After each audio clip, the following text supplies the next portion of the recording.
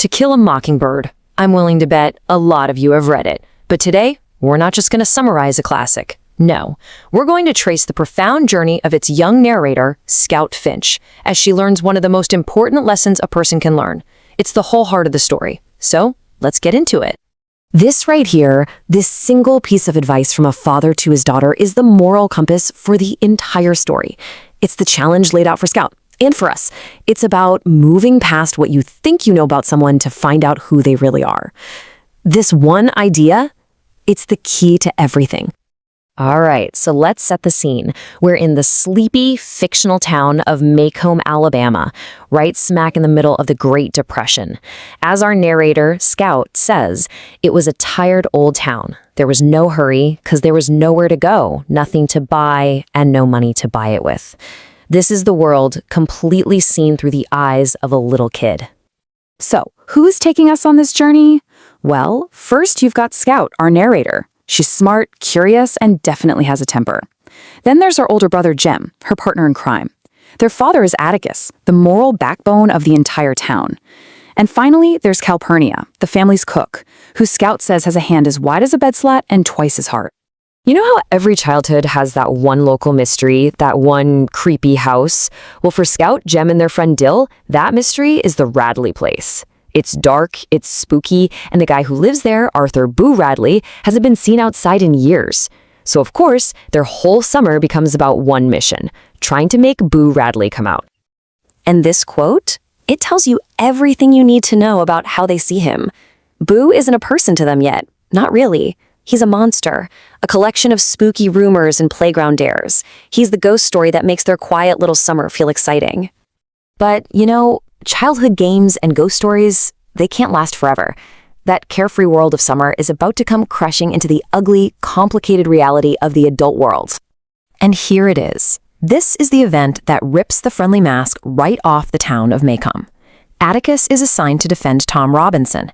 He's a black man, and he's been accused of assaulting a white woman, Mayella Ewell. In a town like this, at a time like this, the case is tragically simple. It's her word against his. Now, Atticus is no fool. He knows the deck is stacked against him. He even tells his brother that he just hopes his kids can get through this whole ordeal without catching Macomb's usual disease. And what's that disease? It's that deep, poisonous racism that infects the whole town. This isn't just a court case for Atticus. It's a battle for the souls of his own children.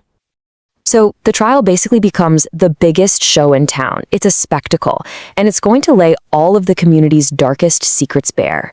For Jem and Scout, who are watching it all unfold from the segregated balcony, well, this is the moment their childhood faith in what's fair and what's right gets put on trial, too. So on the stand, you get two stories that are polar opposites. Mayella claims Tom attacked her, but then Tom testifies that actually she made a move on him, and that he only ran away because her father, Bob Ewell, showed up at the window screaming, "You goddamn whore, I'll kill ya!" And this is where Atticus starts to chip away at their story with nothing but cold, hard facts. First, he has Tom Robinson stand up. The whole courtroom sees it. Tom's left arm is completely useless. Scout says it was fully 12 inches shorter than his right, all mangled up from a cotton gin accident when he was a kid. Then comes the second piece of the puzzle. The sheriff had already testified that Mayella was beaten up on the right side of her face. So, in a brilliant move, Atticus has Bob Ewell write his name for the court. And what does everyone see? He's left-handed. The implication is absolutely chilling, and it's crystal clear. But remember, this is Macomb. And in Macomb, facts don't matter as much as race. The evidence is undeniable, but it doesn't matter. The jury comes back. And as Scout notes, a jury never looks at a defendant it has convicted. None of them, not one, looked at Tom Robinson. The verdict is guilty. For Jem, that gavel is the sound of his childhood shattering. So what do you do after a blow like that? How do you possibly explain that kind of injustice to your kids? Well, in the aftermath of the trial, Atticus has to teach his children a whole new lesson. It's not about winning. It's about what courage really is. And right here, Atticus completely redefines courage. He tells his children it's not about a man with a gun. It's something much deeper. Real courage. It's when you know you're going to lose before you even start, but you start anyway, and you see it through to the end, no matter what, because it's the right thing to do. And suddenly, the trial looks totally different, doesn't it?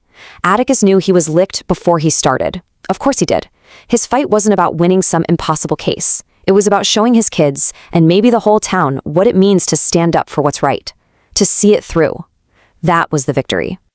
Okay, so here we go. The story's two biggest threads, the ugly fallout from the trial and that childhood mystery of Boo Radley, they're about to get twisted together in a climax that is both terrifying and, honestly, beautiful. Bob Ewell is absolutely humiliated. Atticus destroyed him on the witness stand, and now he wants revenge. He spits in Atticus's face in public. He vows he'll get him if it took the rest of his life. But Bob Ewell's a coward. He doesn't go after Atticus. He goes after his children. So imagine this. It's Halloween night, it's pitch black, and Jem and Scout are walking home by themselves. They hear someone following them, and then bam, they're attacked. It's chaos. There's a horrible crunch, and Jem screams out in pain.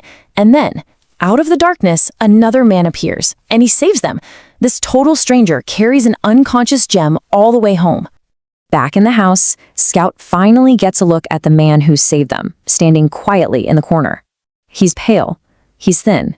He has these shy, frightened eyes. The neighborhood monster, the ghost from all their summer games, he's just a man. And with two simple words, Scout makes years of myth and fear just disappear. And this is where the title of the book makes perfect, heartbreaking sense. Atticus once told the kids that mockingbirds don't do one thing but make music for us to enjoy. He said that's why it's a sin to kill one. Tom Robinson, who never did anything but try to help, he was a mockingbird. And Boo Radley, this gentle, hidden soul, he's another one. The sheriff finds Bob Ewell dead under the tree where the attack happened. Now, to protect the incredibly shy Boo from being dragged into the spotlight, the sheriff decides to say Ewell just fell on his own knife. Atticus, the lawyer, starts to argue, but it's Scout who understands instantly. She says putting Boo through all that would be sort of like shooting a mockingbird. She gets it. The lesson is complete. After she walks Boo home, Scout stops for a minute on his porch, and she just stands there. And for the very first time, she sees her street, her neighbors, her whole world from his point of view. She sees the silent guardian who left them little gifts in a tree knot, the man who watched over his children. In that one perfect moment, she finally, truly climbs into his skin. In the end, that's the lesson Atticus leaves her with. That underneath all the fear and the prejudice and the stories we tell ourselves, most people are good once you can finally really see them. And that leaves us with a question that reaches way beyond the streets of Macomb. In our own lives, who are we failing to see?